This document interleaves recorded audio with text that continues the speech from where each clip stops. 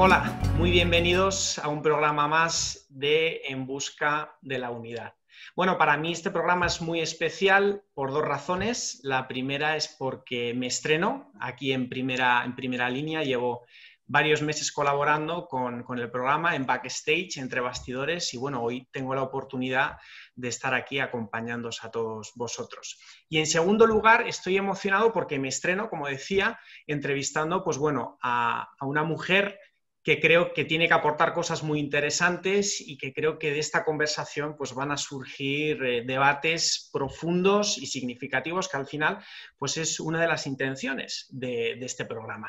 Brevemente la voy a presentar y acto seguido pues empezamos a conversar con ella, que al final es la intención. Ella es Txelo Álvarez Steily, ella es periodista, a inicios de los 90 fue para Japón, para Tokio, donde fue corresponsal para el diario El Mundo. A mediados de los 90 se mudó a Los Ángeles, donde continuó esta colaboración con el diario El Mundo y además, pues bueno, con una vasta producción periodística, incluso galardonada con algunos reportajes que produjo en aquel entonces en Estados Unidos.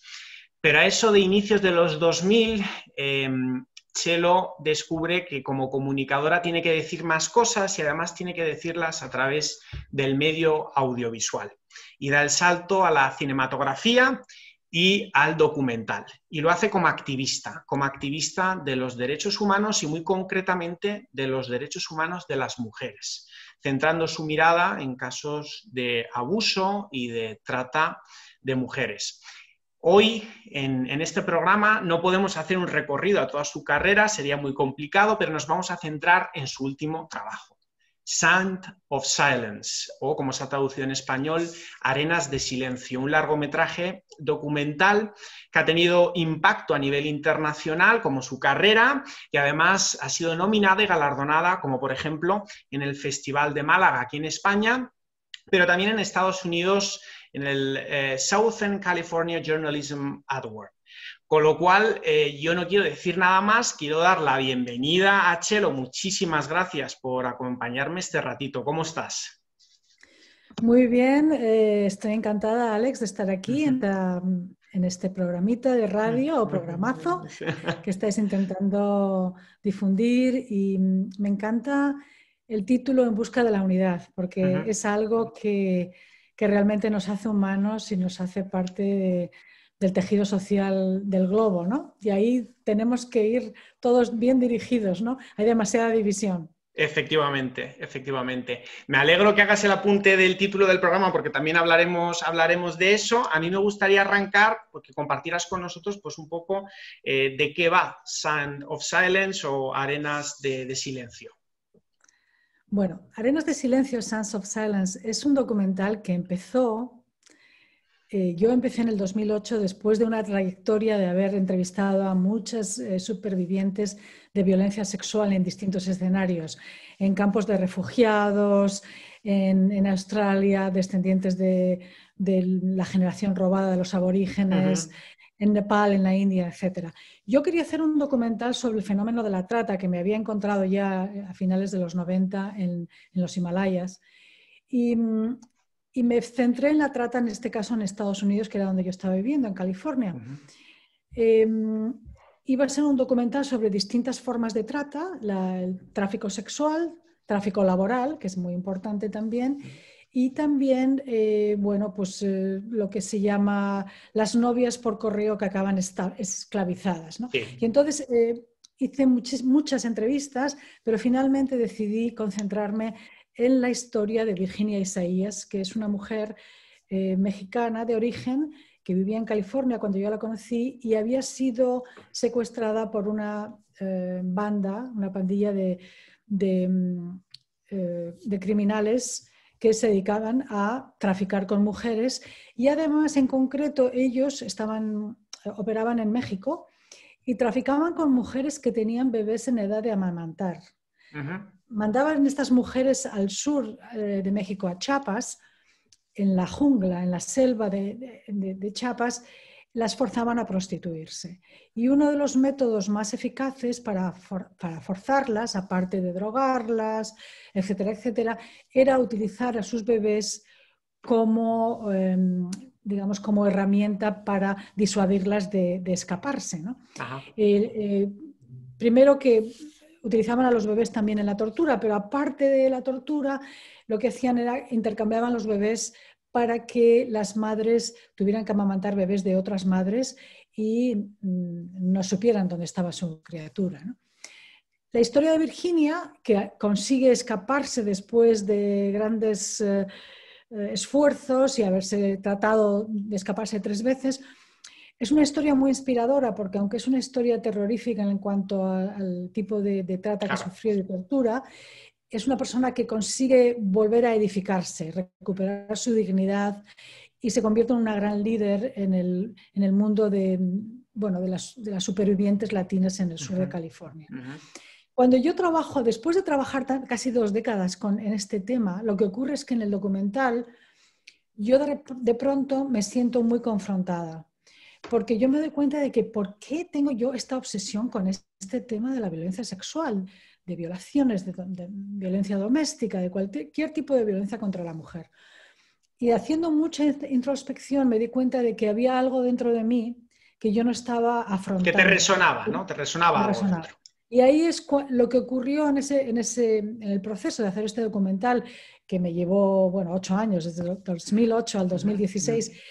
Yo ahí descubro la raíz de mi pasión por este tema, de alguna forma, de mi empatía con las mujeres a las que yo estaba entrevistando, y decido que eso tiene que ser parte del documental. Fue una decisión muy difícil, pero una vez que esa decisión se tomó, gracias a mi equipo creativo de editoras y, en fin, logramos enlazar las 2 historias, que es la historia mía, la de mi familia, el abuso que había habido en mi familia a manos de un extraño, mi propio abuso que jamás había revelado, con la historia de Virginia.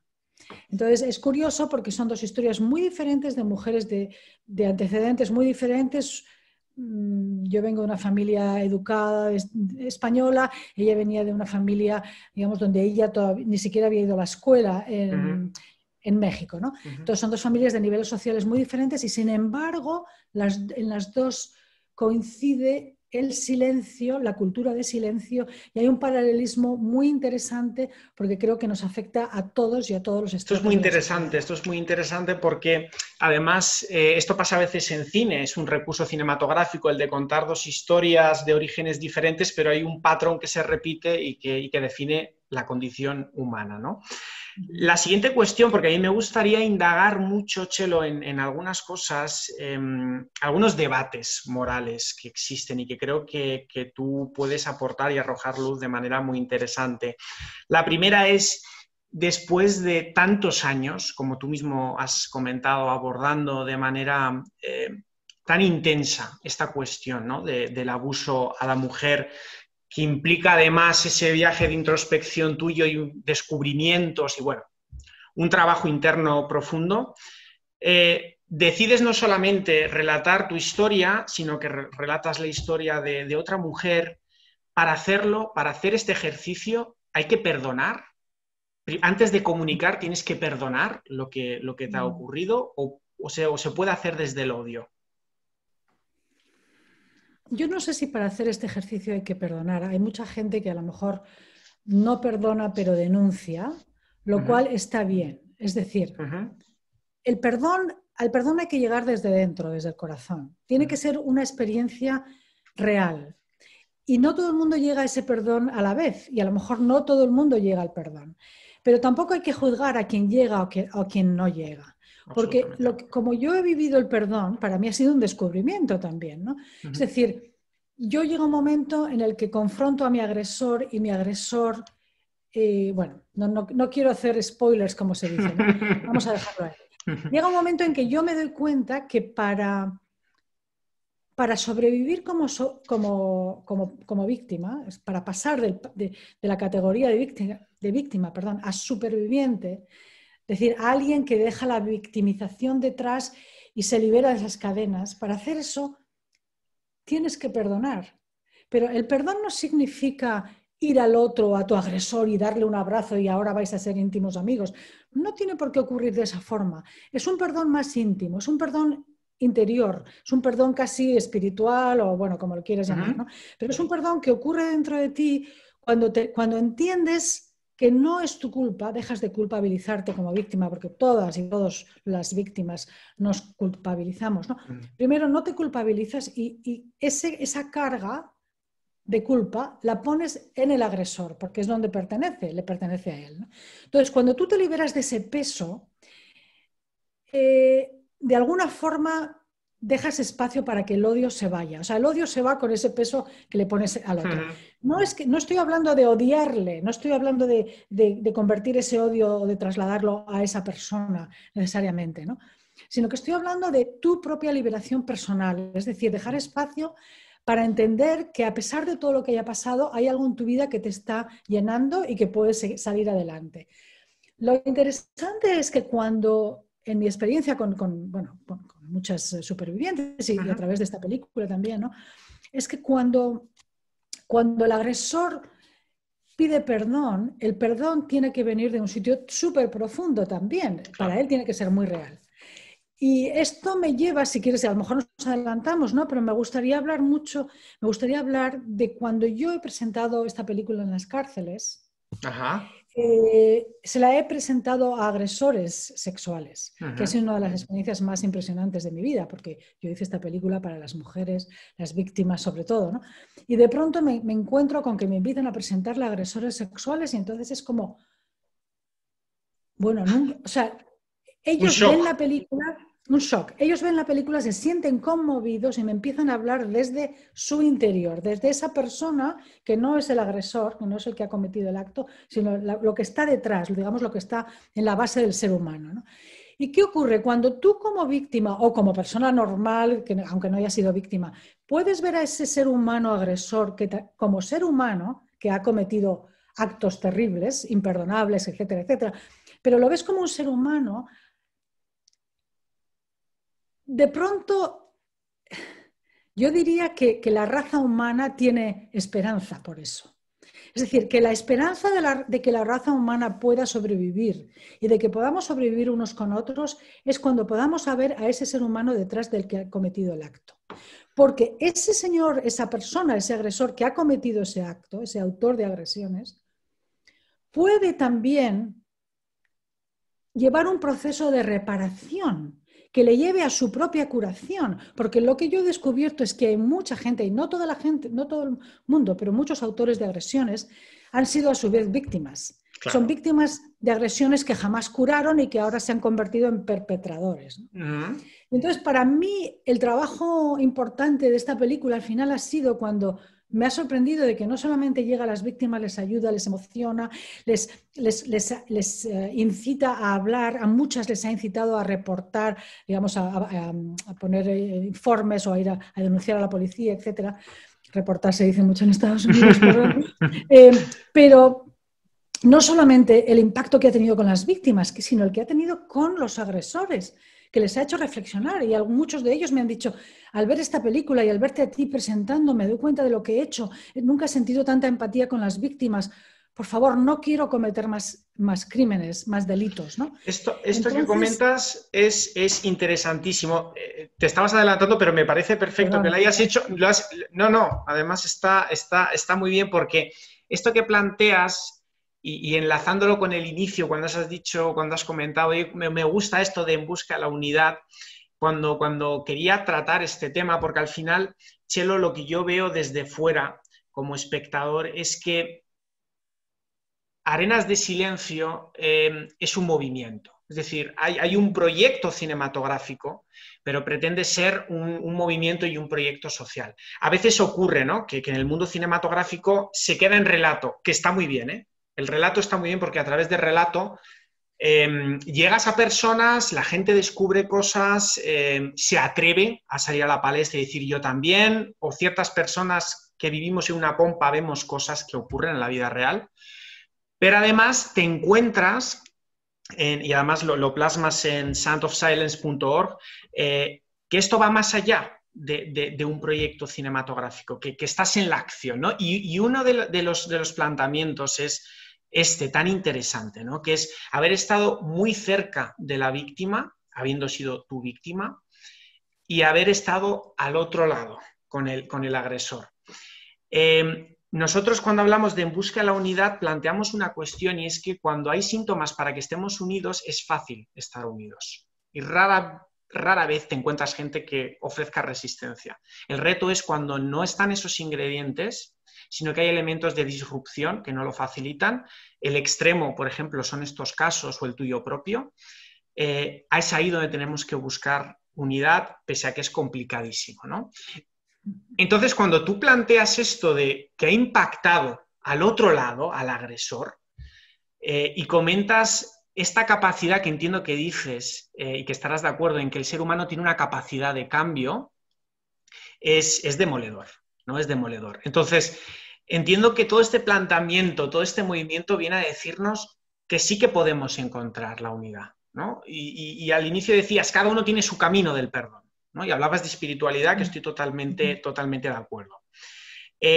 Hay otro movimiento, otro acto, que es el de educación. Y he visto, y quiero que me hables un poco de ese proyecto con los jóvenes, ¿no? ¿Cómo fue esa experiencia, ¿no? ¿Qué papel juega la educación en todo esto? Bueno, otra cosa que me sorprendió mucho es que tuve la oportunidad de presentar el Rough Cut, que es cuando, antes de terminar la película, en una escuela, en un colegio de California, de Santa Mónica, a un grupo de niños que estaban estudiando documentales. Niños, digo, bueno, 17 años, no sé, jóvenes.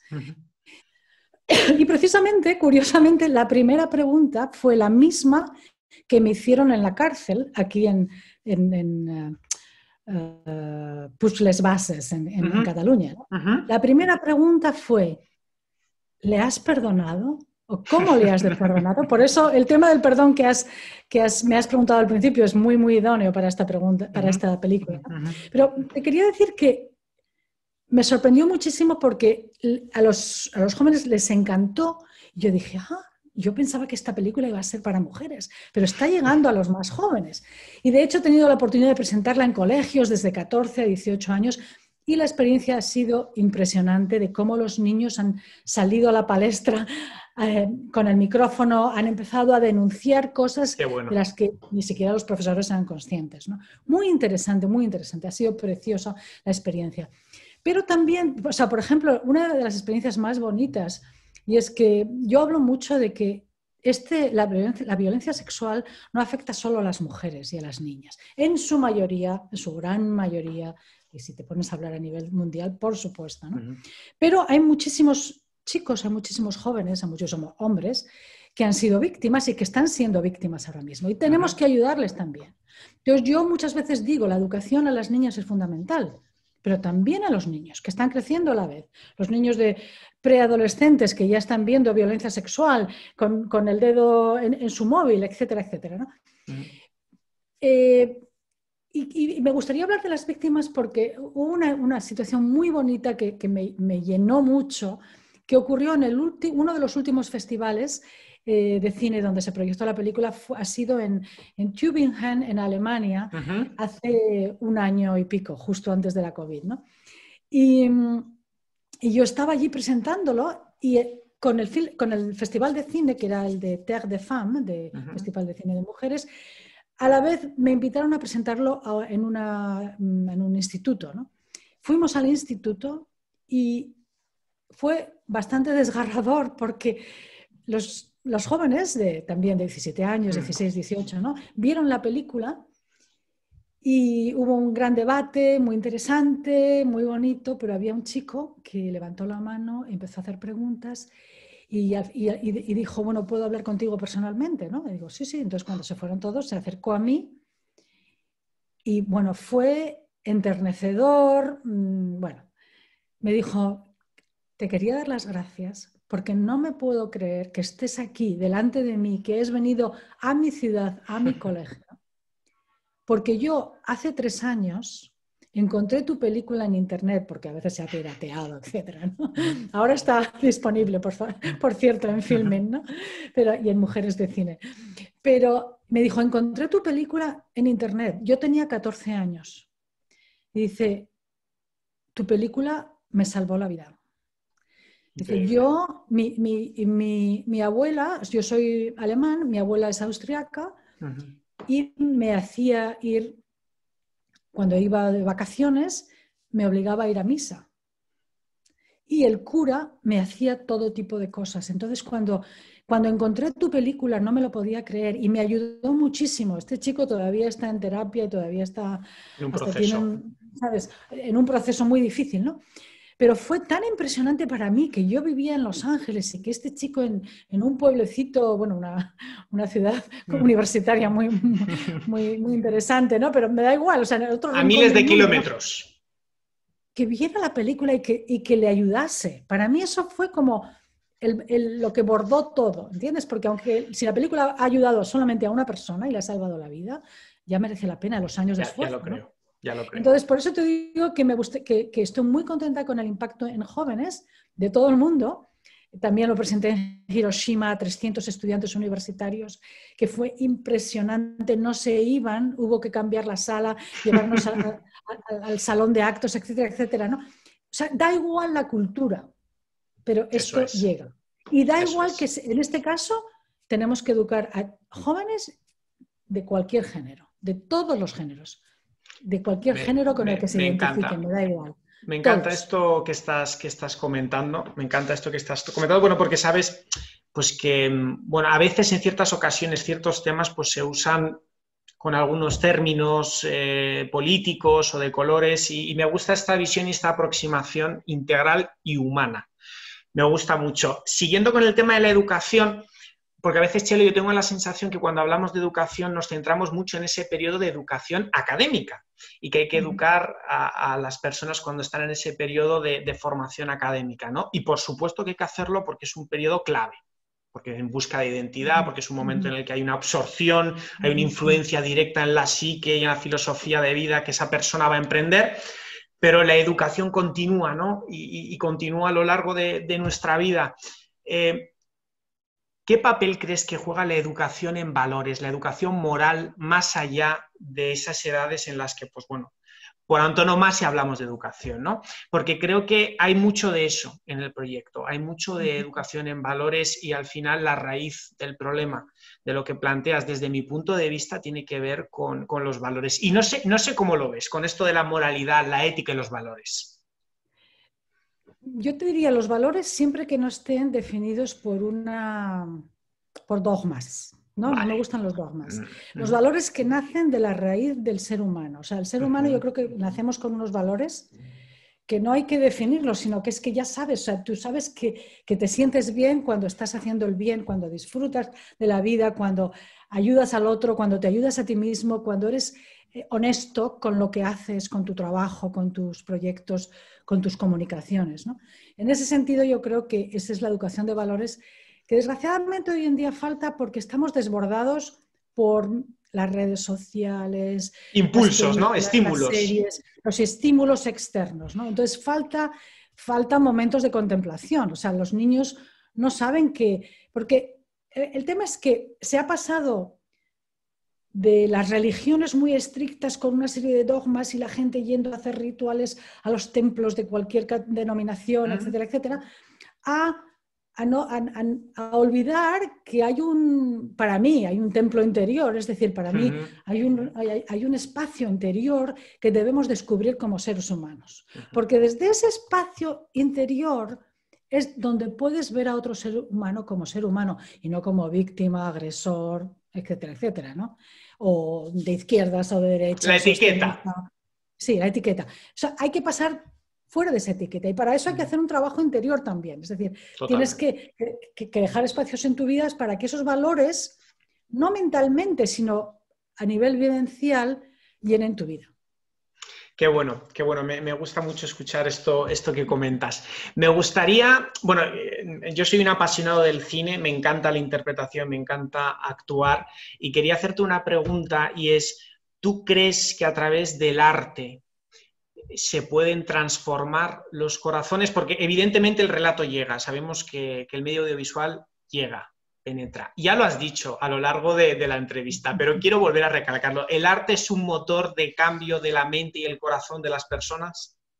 Por supuesto. O sea, el arte es un instrumento que está al alcance de todos. Porque da igual, puedes cantar, puedes dibujar, puedes pintar, aunque lo hagas mal. Es decir, el arte es una expresión. El juez de la expresión es otra historia. Los jueces de cada cultura que emiten sus categorizaciones, sus descripciones, eso es otra cosa. Pero tú como ser humano puedes crear de cualquier forma. Y la creación, ese arte que tú puedes expresar, es muy sanador, ¿no? Entonces, para mí, el proceso de hacer el documental ha sido muy sanador, pero también lo ha sido para todas las protagonistas que han participado en él. Muy sanador. Ha sido un viaje para todas, cada una en su mundo, muy individual, pero precioso y sanador. Y precisamente por eso también el impacto en el público, la audiencia, aunque esté sentada en su casa viéndolo en su sofá, ¿no?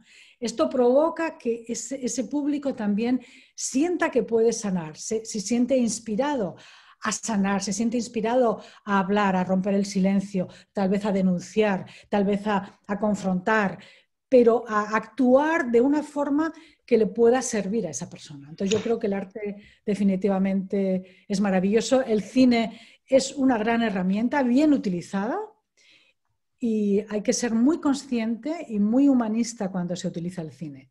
Estoy muy de acuerdo. Estoy muy de acuerdo y además introduces aquí un concepto interesante que es cuando el arte es genuino, tiene impacto. Porque al final las personas tenemos ese radar de esto me ha tocado y no sé por qué es. Sí, bueno, porque está creado con cariño, corazón y con profundidad. Voy a hacerte otra pregunta más por curiosidad personal, porque además, según tengo entendido, pues bueno, el proyecto con un equipo, pero has empujado como una jabata para que llegue donde ha llegado, no solamente en cuestiones de producción, sino también de distribución. Imagino que ha sido una tarea titánica, pero me gustaría saber, en la industria cinematográfica o del entretenimiento, que ahora está en plena expansión de la digitalización con esto de plataformas y demás, en España... ¿la industria acoge estos proyectos que tienen tanto que decir? ¿Ha sido fácil para ti? Yo te diré que para mí ha sido fácil, yo creo que porque venía de Estados Unidos se me hacía más caso. Ya sabes que nadie es profeta en su tierra. Entonces, a mí me sorprendió que España reaccionara tan bien a mi proyecto, ¿no? Lo acogieron de maravilla y me sorprendió. Y pensé, bueno, tal vez porque estoy fuera, ¿no? Pero ha resonado, ha resonado. Lo que ocurre que yo lo que siento es que en España no hay una estructura todavía que permita que este tipo de documentales o de cine social llegue al público de una manera distinta que no sea a través de las salas o la distribución tradicional, ¿no? Por ejemplo, en Estados Unidos sí que hay hay redes de distribución educativa y en España está apenas empezando. Mi película ha sido cogida por Egeda, que tienen una rama de distribución educativa que se llama Platino Educa, ¿no? Entonces están intentando llegar a colegios, a universidades, pero los colegios aquí, las universidades, no están acostumbradas a pagar. En cambio, en Estados Unidos, por ejemplo, todas las universidades y los institutos, etcétera, tienen un presupuesto para comprar películas sociales, documentales sociales, ¿no? Entonces, claro, si no se compran es muy difícil que esa distribución llegue al público, ¿no? Pero creo que ese cambio está empezando a ocurrir en España. Bueno, son muy buenas noticias. Bueno, la siguiente pregunta obligada es ¿dónde se puede ver?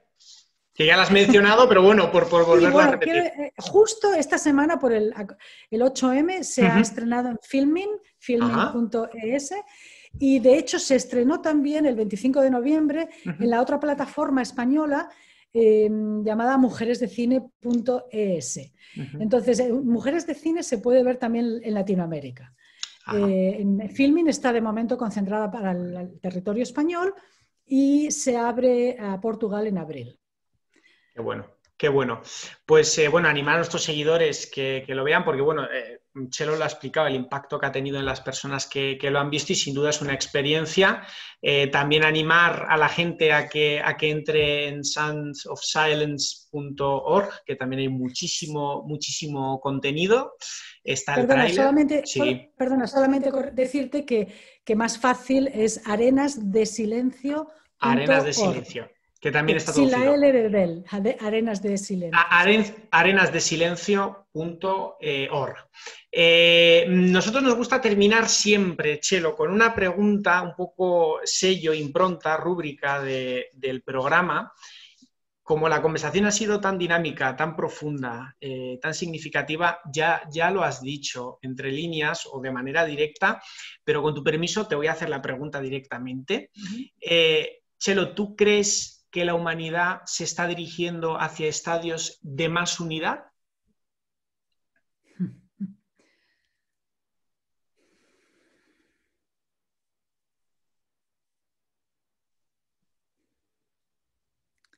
Es una pregunta muy difícil, pero la pregunta es, ¿me estoy dirigiendo yo hacia un estado de más unidad? Porque creo que la unidad mundial llegará cuando yo tenga esa unidad dentro de mí. Yo confío, sé que es uno a uno, gota a gota, como vamos a poder conformar ese océano. Si pretendemos que la unidad se una con todas nuestras divisiones, bueno, tenemos que seguir luchando por esto, ¿no? Pero es una tarea muy difícil. Pero si cada uno de nosotros aportamos lo mejor de nosotros para lograr esa unidad y esa armonía y poder vivir en armonía y en paz como humanidad, yo creo que lo vamos a conseguir, porque hemos nacido con eso. Siento totalmente que hemos nacido con eso y tenemos que cultivarlo. Bueno, pues con esta pregunta, que además la respuesta me ha encantado, que es al final la responsabilidad que tenemos cada uno de dirigirnos hacia la unidad de la raza humana, la unidad mundial. Con ese último mensaje lo dejamos aquí, Txelo. Muchísimas gracias, ha sido un placer conversar contigo de parte del equipo de En Busca de la Unidad. Darte las gracias y espero, seguro que sí, así lo haremos, a ver si podemos volver a encontrarnos y seguir charlando. Muchísimas gracias, Txelo. Será un placer, muchísimas gracias. Muchas gracias.